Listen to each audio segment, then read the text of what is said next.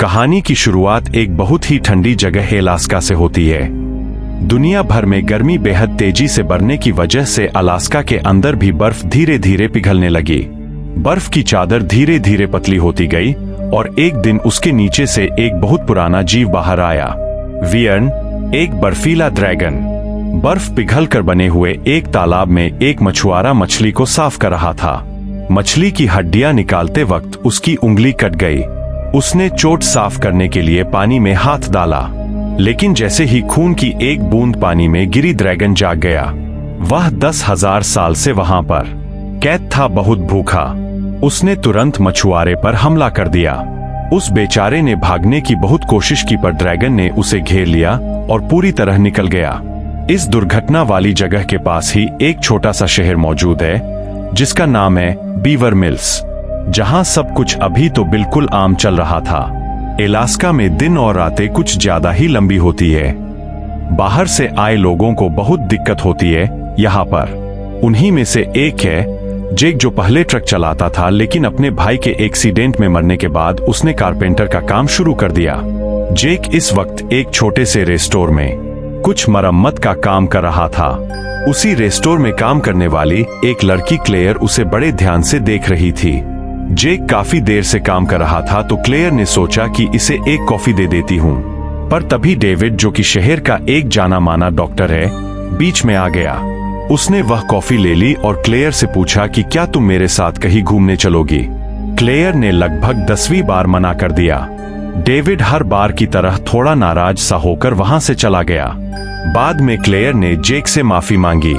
वो कॉफी मैं तुम्हारे लिए लेकर आई थी, पर चलो वह तो गई। अगर खाना खाना है तो आ जाओ। जेक को भी भूख लगी थी तो वह मान गया। डाइनर के अंदर उसकी मुलाकात एडना नाम की एक बूढ़ी औरत से हुई। वह हमेशा 2 लोगों के लिए ब्रेकफास्ट ऑर्डर करती थी, अपने और अपने पति के लिए। यह दरअसल उसी मछुआरे की पत्नी है जिसे ड्रैगन ने हाल ही में मार दिया था। एडना उसकी मौत के गम से अब तक निकल नहीं पाई। क्लेयर ने देखा कि जेक भी कुछ ऐसे ही दुख से गुजर रहा है। उसने उसे तसल्ली दी और कहा कि तुम्हारा भाई जिस भी दुनिया में होगा वह खुश ही होगा। जेक अपने भाई के बारे में बात करने को तैयार नहीं था। उसने कॉफी पी और घर चला गया। दूसरी ओर एक रिटायर्ड कर्नल जब अपने कुत्ते को खाना दे रहा था, तभी आसमान से एक बड़े से हिरन का सर उसके गार्डन में आ गिरा। यह बात जल्द ही न्यूज में आने लगी। उस इलाके में एक ही रेडियो चलता था, तो उसके रिपोर्टर ने यह खबर फैलाई।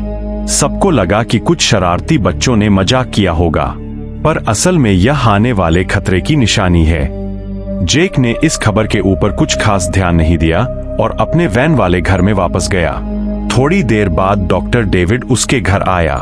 उसने जेक का हाथ देखा और बोला कि वह उसकी चोट का इलाज करेगा। इलाज तो सिर्फ एक बहाना था। डेविड बस यह पता लगाना चाहता था कि जेक कहीं क्लेयर को पसंद तो नहीं करता। जेक ने मना कर दिया और कहा कि जैसे ही मेरे भाई के एक्सीडेंट का इंश्योरेंस का पैसा मुझे मिल जाएगा, मैं यहाँ से चला जाऊंगा।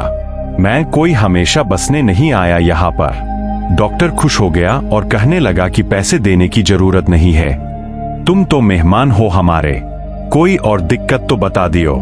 रास्ते में डेविड जंगल के पास अपनी गाड़ी रोककर बाथरूम गया। तभी उसने ऊपर से जोर की आवाज सुनी। जब उसने देखा तो सामने वही बर्फ का ड्रैगन था। ड्रैगन गाड़ी के करीब बढ़ा और अचानक डॉक्टर के ऊपर हमला कर दिया। डेविड जंगल में भाग गया और कुछ देर तक छुपा रहा। जब लगा कि ड्रैगन चला गया तो वह वापस अपनी गाड़ी के पास आया, पर जैसे ही वह गाड़ी को शुरू करने लगा, ड्रैगन फिर से वहां आ गया और डेविड को मार डाला। अगले दिन एक लोकल आदमी है इस जंगल में शिकार करने गया। उसने जमीन पर अजीब से निशान देखे और एक बहुत बड़े जानवर का गोबर भी। उनके आसपास वाले जंगल में कोई इतना बड़ा जानवर नहीं था। थोड़ी देर बाद वह ड्रैगन वियर्न उसके सामने आ गया। हैस ने गोली चलाई पर ड्रैगन बच गया। उसकी बंदूक की आवाज पुलिस वाले इंस्पेक्टर डॉसन ने सुनी, जो डायन के बाहर जेक से बात कर रहा था। दोनों आवाज का पीछा करते हुए जंगल की तरफ गए जहां पर उन्हें हैस मिला, जो बहुत ज्यादा डरा हुआ था। हैस ने कहा कि उसने आसमान में एक बहुत बड़े मॉन्स्टर को देखा है। बड़ी मुश्किल से जान बची है मेरी, इतना बड़ा था वो। शेफ को उसकी बात पर विश्वास नहीं हुआ। सोचा कुछ फूंक के घूम रहा होगा और ऐसे ही कह दिया कि पुलिस स्टेशन जाके स्टेटमेंट दे दो। फिर जेक ने जंगल में एक हाथ देखा जिसकी शर्ट और घड़ी बिल्कुल डॉक्टर डेविड वाली थी। वो कल ही तो उससे मिला था, तो उसने तुरंत पहचान लिया। इंस्पेक्टर यानी शेरीफ को समझ नहीं आ रहा था कि यह सब हो क्या रहा है। उधर है एस फिर से बोलने लगा कि वह मॉन्स्टर बहुत खतरनाक है, सबको मार देगा वह। वैसे तो उनके पास ड्रैगन के होने का कुछ खास सबूत नहीं था, लेकिन डेविड के कटे हुए हाथ को नजरअंदाज तो नहीं किया जा सकता। शेरिफ ने अब एक इमरजेंसी मीटिंग बुलाई रेस्टोर के अंदर। मीटिंग में उसने सबको बताया कि एक अनजान जीव शहर के लोगों पर हमला कर रहा है। ऐश की बात पर उसे कुछ खास भरोसा नहीं था, लेकिन फिर भी उसने लोगों से कहा कि थोड़ा संभल कर रहो, अपने घर के अंदर रहो जितना रह सकते हो। तभी डेपुटी सूजी वहां डॉक्टर का हाथ लेकर आई, जिसे देखकर सब घबरा गए। शेरीफ ने एकदम सख्त होकर कहा कि कोई भी जंगल में अकेला नहीं जाएगा, सब अपना और अपने पेट्स का ध्यान रखो। उनके शहर का एक खास त्योहार जो हर साल मनाया जाता है जल्द ही होने वाला था, तो लोग शेरीफ से पूछने लगे कि उसका क्या करेंगे। इस पर जेक बीच में बोल पड़ा कि तुम लोग पागल हो क्या, एक आदमी का हाथ पड़ा है वहां पे, कुछ दिनों बाद मना लेना त्योहार क्या बड़ी बात है। लेकिन शेरीफ ने कहा कि एक बाहर वाला हमारे तरीके नहीं समझ सकता, फेस्टिवल तो होगा। उसने इसलिए किया ताकि शहर में डर का माहौल ना फैल जाए। मीटिंग के बाद शेरीफ को एक फोन आया। यह कॉल थॉमस नाम के एक आदमी ने किया था, यह कहते हुए कि उसके फार्म पर हमला हुआ है। शेरीफ तुरंत उस आदमी के फार्म की ओर निकल गया। उधर रिटायर्ड कर्नल ट्रेविस यह पता लगाने की कोशिश कर रहा था कि उसके गार्डन में वह 12 सिंघंगे का सर किसने फेंका। तभी उसने आसमान में एक बड़े से ड्रैगन को उड़ते देखा। वो तुरंत पुलिस को बताने के लिए अपनी जीप लेकर निकल पड़ा, लेकिन रास्ते में वह ड्रैगन अचानक उसके सामने आ गया। बंदूक लेकर कर्नल अपनी गाड़ी से बाहर आया और वियन के ऊपर गोलियां चलाने लगा। वियन को एक भी गोली नहीं लगी, लेकिन कर्नल ड्रैगन को वहां से भगाने में कामयाब हो गया। इसके बाद वह शहर में गया और डेप्यूटी सूजी को सब कुछ बताया। उसने कहा कि एलियंस का हमारी दुनिया के ऊपर हमला हो गया है। लेकिन यह बात सुनकर तो सूजी को लगा कि यह पागल हो गया बुढ़ा, और उसने कर्नल को वापस घर जाने को कहा। फिर भी सूजी ने सोचा कि चलो शेरिफ को एक बार तो बता देना चाहिए, लेकिन उस समय तक शेरिफ उस आदमी के फार्म पर पहुंच गया था। वह कॉल उठा नहीं पाया। जैसे ही वह घोड़ों के अस्तबल के अंदर गया, उसने थॉमस को आवाज लगाई, जिसके बाद वह अचानक ही खून के तालाब में फिसल गया। वहां पड़े शेरिफ को अचानक थॉमस की लाश दिखाई दी।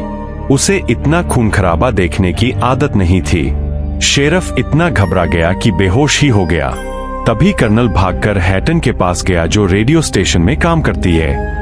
उसने हैटन से कहा कि जल्दी से मॉन्स्टर के बारे में इमरजेंसी अनाउंसमेंट कर दो, पर हैटन ने मना कर दिया क्योंकि इस तरह की अनाउंसमेंट वह सरकार की परमिशन के बिना नहीं कर सकती। कर्नल को इस बात पर बहुत गुस्सा आया, पर वह भी क्या करता। इसके बाद वह अपने दोस्त फरले के पास पहुंचा, जो कि इस वक्त फेस्टिवल के लिए खाना बना रहा था। लेकिन उसने भी कर्नल की बात पर विश्वास नहीं किया। लेकिन जल्द ही सबको यकीन हो गया जब वयन खुद शहर में आ गया, वो भी सीधा रेडियो स्टेशन के सामने। ड्रैगन को देखकर हैटन ने तुरंत मदद के लिए रेडियो से मैसेज भेजने की कोशिश की, लेकिन ड्रैगन ने जल्दी से बिजली का पोल ही तोड़ दिया, जिससे पूरा रेडियो सिस्टम बंद हो गया। उधर थॉमस के फार्म पर शेरिफ होश में आया और अपने रेडियो का इस्तेमाल करके सूजी से कहा कि सब लोगों को घर भेज दो। सूजी ने शेफ का आर्डर मानते हुए मेगाफोन से अनाउंसमेंट कर दी कि सब लोग अपने अपने घरों में चले जाओ।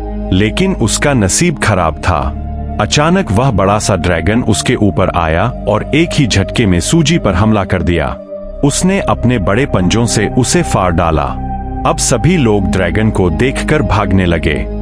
शहर में अफरा-तफरी मच गई। क्लेयर और जेक रेस्टोर के अंदर चले गए। उन्होंने भी चीखें सुनी और देखा कि ड्रैगन उनके पास आ रहा है। उसने अपने बड़े और खतरनाक दांतों से डायन का दरवाजा तोड़ दिया और अंदर घुसने की कोशिश की। लोग टेबल के पीछे छुप गए। कुछ देर बाद ड्रैगन ने हमला करना बंद कर दिया और ऊपर उड़ गया। अब वह शहर में दूसरे लोगों को पकड़कर खाने लगा। थोड़ी देर बाद हैम्पटन और फर्ले भी डायन में आ गए और सबको बताया कि वह खतरनाक क्रिएचर लोगों को एक के बाद एक खाता जा रहा है। सबको यह जीव बहुत अजीब सा लग रहा था। तब क्लेयर ने कहा कि शायद यह एक ड्रैगन है, पुरानी कहानियों जैसा। इस पर हैटन ने उसे पागल कहा, पर हैस ने कहा कि हर एक देश में ऐसी रहस्यमयी ड्रैग्स की कहानियां होती है। उसने बताया कि पुरानी कहानियों में ऐसे ही एक ड्रैगन का नाम है, जिसका नाम था वियर्न, जिसका जन्म नर्क में हुआ था। वह बहुत भूखा है। कहानी के मुताबिक शुरुआत में यह ड्रैगन सिर्फ बुरे लोगों को खाता था, लेकिन बाद में इसकी भूख इतनी बढ़ गई कि इसने सबको खाना शुरू कर दिया। जब उसने देवताओं के राजा ओडिन पर हमला किया तो ओडिन ने उसे बर्फ के एक पहाड़ में कैद कर दिया। अब जब दुनिया भर में बर्फ पिघल रही है तो शायद वियर्न भी आजाद हो गया हो। क्लेयर ने है से पूछा कि तुम्हें यह कहानी कैसे पता? तो उसने कहा कि मेरा परिवार नॉर्वे से यहाँ आया था और यह कहानियां उन्हीं के देश की है। जब वह अपने पिता के साथ बचपन में मछली पकड़ने जाता था तो उसके पिता कहते थे कि जैसे जैसे बर्फ पिघल रही है एक ड्रैगन जैसी दहाड़ सी आती है। उन्हें तो पूरा यकीन था कि वह वेयन ही है जो एक दिन बाहर आएगा और दुनिया को तबाह करके मानेगा। तभी जेक ने पूछा कि क्या तुम्हारे पिता ने तुम्हें बताया कि इस ड्रैगन को कैसे मारा जा सकता है? एस ने कहा कि देख, मारने का तो नहीं पता, लेकिन नॉर्वे के पुराने लोग इंसानों की बलि देते थे उसे शांत करने के लिए। आज के दिन ऐसा करना इम्पॉसिबल है। तो यह आइडिया सबने नकार दिया। फिर जेक ने फैसला किया कि वह शेरीफ को ढूंढने जाएगा और मदद बुलाएगा। इस पर क्लेयर बोली कि मैं भी साथ चलूंगी। दोनों रोड पर निकल पड़े और ऊपर देखा कि ड्रैगन उड़ता हुआ जंगल के एक हिस्से में उतर गया। खतरे के बावजूद जेक ने कहा कि वह पास जाकर देखेगा कि यह ड्रैगन कहाँ छुपा है। उसी वक्त दूसरी रोड पर कर्नल भी ड्रैगन को ढूंढ रहा था। उसने देखा कि एक ट्रेलर रास्ते में खड़ा था। गाड़ी खाली लग रही थी, पर अंदर और बाहर खून के निशान थे, मानो यहाँ कोई लड़ाई हुई हो। जब उसने और गाड़ियों को देखा तो सारी टूटी फूटी थी और लोग वहां से गायब थे। डायन के अंदर हैटन फिर से रेडियो चलाने की कोशिश कर रही थी, लेकिन सिस्टम अब पूरी तरह बंद था। थोड़ी देर बाद शेफ शहर में वापस आया, लेकिन हर जगह बर्बादी थी और सूजी के मेगाफोन के पास खून का बड़ा सा ताला बना हुआ था। उसने तुरंत मदद बुलाने की कोशिश की, लेकिन तभी उसकी नजर पड़ी कि ड्रैगन उसकी तरफ ही उड़ता हुआ आ रहा है। फर्ले ने उसे देखा और चिल्लाया कि जल्दी से डायन में छुप जाओ। पर जैसे ही शेरफ अंदर जाने लगा, ड्रैगन ने उस पर हमला कर दिया और उसे पकड़ कर ले गया। तब तक जेक जंगल में पहुंच चुका था, जहां उसने ड्रैगन को उतरते देखा। उसने क्लेयर को एक पिस्टल दी और कहा कि गाड़ी में ही रुको, मैं देखता हूं। जब वह आगे गया, उसने देखा कि वहां तो ड्रैगन का बड़ा सा घोंसला बना हुआ है, जो कि उसने आसपास से सामान तोड़फोड़ के बनाया था। उधर क्लेयर गाड़ी में जेक का इंतजार कर रही थी। तभी उसने देखा कि ड्रैगन उसकी तरफ आ रहा है। उसने छुपने की कोशिश की, पर ड्रैगन ने कार का दरवाजा तोड़ दिया और उसे खाने लगा। क्लेयर ने हिम्मत दिखाई और अपनी पिस्तल से उस पर गोलियां चला दी।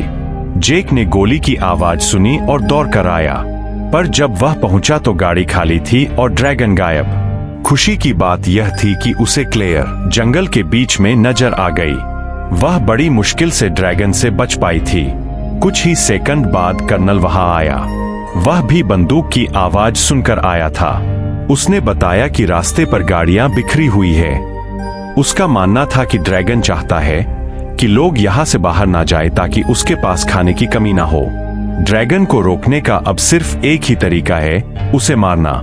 लेकिन कर्नल को यह भी पता था कि वह अकेला यह नहीं कर सकता। तीनों तुरंत शहर वापस चले गए। जेक ने कम्युनिकेटर की मदद से हैटन से बात की और शेरफ से मदद बुलाने को कहा, लेकिन तभी हैम्पटन ने बताया कि शेरफ को तो ड्रैगन ने मार दिया है। जेक अब दूसरा प्लान सोचने लगा। कुछ देर बाद वह तीनों डायन वापस पहुंचे और सबको ड्रैगन के घोंसले की लोकेशन बताई, लेकिन उनके पास ज्यादा हथियार भी नहीं थे। उन्हें मदद के लिए किसी से तो बात करनी पड़ेगी, लेकिन फोन भी तो काम नहीं कर रहा।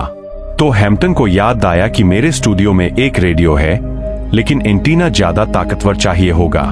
उन्होंने हिसाब लगाया कि पास के एक स्टोर में एंटीना होगा।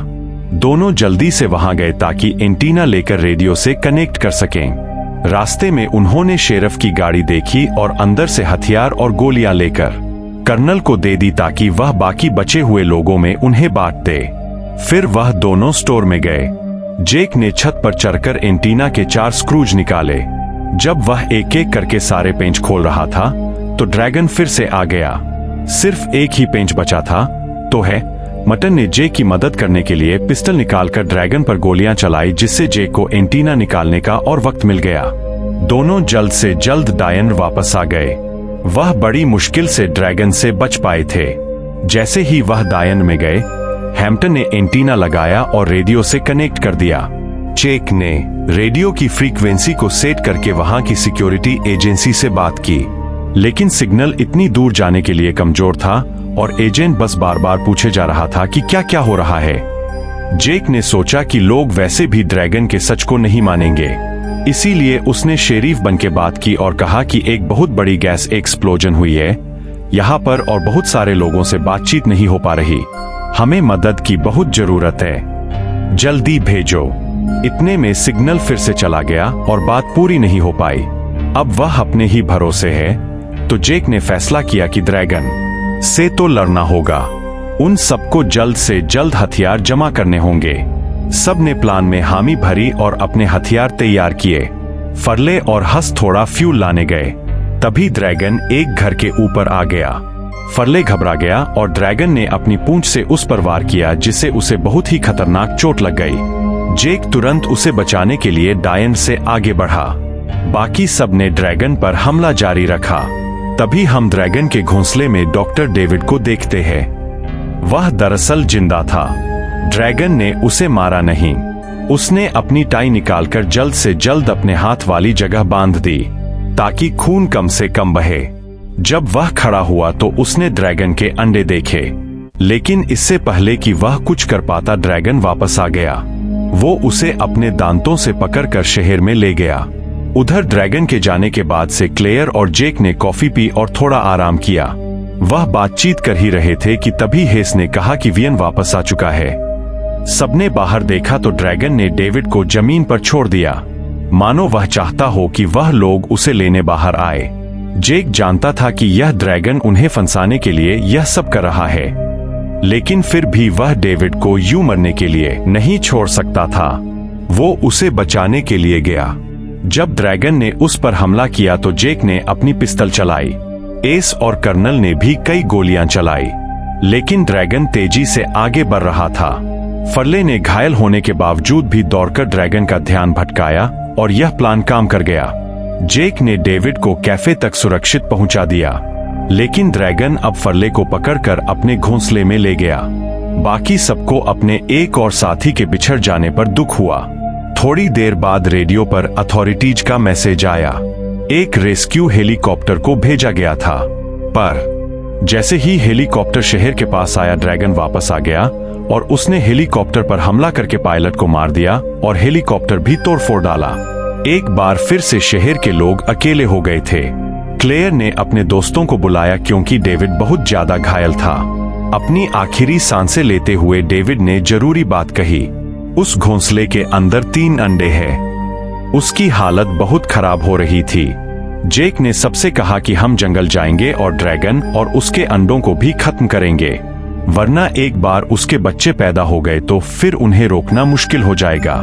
जेक ने एडना से कहा कि आप यहीं रुक जाइए और बाकी सब जंगल के लिए निकल गए। एक लंबे सफर के बाद वह जंगल में पहुंच गए और उन्हें एक पावर जनरेटर मिला जो कि एक खतरनाक इलेक्ट्रिक करंट पैदा कर सकता है। ड्रैगन और अंडों को मारने के लिए शायद यह काफी होगा। हैटन ने कुछ जुगाड़ करके जनरेटर को दोबारा से कनेक्ट किया। सब तैयार थे और जेक क्रैंक को खींचने ही वाला था कि तभी ड्रैगन दोबारा से लैंड हुआ और उसने उन लोगों पर अपनी तेजधार वाली पूंछ से वार किया। जेक, कर्नल और क्लेयर ने ड्रैगन पर खूब गोलियां चलाई और उधर हैटन जनरेटर एक्टिवेट करने की कोशिश कर रही थी, लेकिन वह जाल नाकामयाब रहा और ड्रैगन निकल गया। सब ने तब हैस की लाश देखी और कर्नल अपने दोस्त को देखकर पागल हो गया। वो अब अंडों पर धड़ाधड़ गोली चलाने लगा। जेक ने उसे रोका और कहा कि अंडे अभी भी ड्रैगन को यहाँ खींचने के लिए चारे का काम कर सकते हैं। तब रास्ते पर आगे बढ़े और बीच में और गाड़ियां देखी। एक बड़ा कार्गो ट्रक भी वहां रुका हुआ था। जेक को आइडिया आया कि ट्रक को इस्तेमाल करके ड्रैगन को जाल में फंसाया जा सकता है। उसने फैसला किया कि वह अकेला यह सब करेगा ताकि बाकी सब लोग सुरक्षित रहें, खास करके क्लेयर, क्योंकि अब उसके मन में क्लेयर के लिए भावनाएं जागने लगी थी। जेक ने अंडे ट्रक में लोड किए और फुल स्पीड से ट्रक को आगे बढ़ाने लगा। वो ड्रैगन का ध्यान खींचने के लिए रास्ते में हॉर्न बजाता जा रहा था। कुछ किलोमीटर बाद ड्रैगन जाल में फंस गया और ट्रक पर हमला करने लगा। जेक ने ट्रक को अचानक से ब्रेक लगाए, जिसके बाद काफी स्पीड से आता हुआ ड्रैगन उसके पिछले हिस्से से टकरा गया। फिर जेक दोबारा से ट्रक को भगाने लगा। ड्रैगन को चोट तो लगी थी पर ज्यादा नहीं। वह फिर से उसके पीछे आया और इस बार तो विंडशील्ड के सामने बैठ गया। जेक ने हार नहीं मानी तो रास्ते में एक बड़ा सा पहाड़ आया। फुल स्पीड पर ट्रक को दौड़ाकर जेक एन मौके पर ट्रक से कूद गया और वह ट्रक पहाड़ से नीचे गिर पड़ा। ड्रैगन और अंडों के साथ ही नीचे गिरते ही उस ट्रक में जबरदस्त धमाका हुआ, जिसमें ड्रैगन और अंडे दोनों ही खत्म हो गए। इस तरह वन नाम का वह खतरनाक आइस ड्रैगन खत्म हो गया। शहर के बीचों बीच सभी बचे हुए लोग, खास करके क्लेयर, जेक के वापस आने का इंतजार कर रहे थे। थोड़ी देर बाद जब जेक वापस आया तो उसने सबको बताया कि खतरा टल चुका है और उसने फैसला किया कि वह इस शहर में क्लेयर के साथ कुछ और समय रुकेगा। वीडियो पसंद आई तो लाइक कर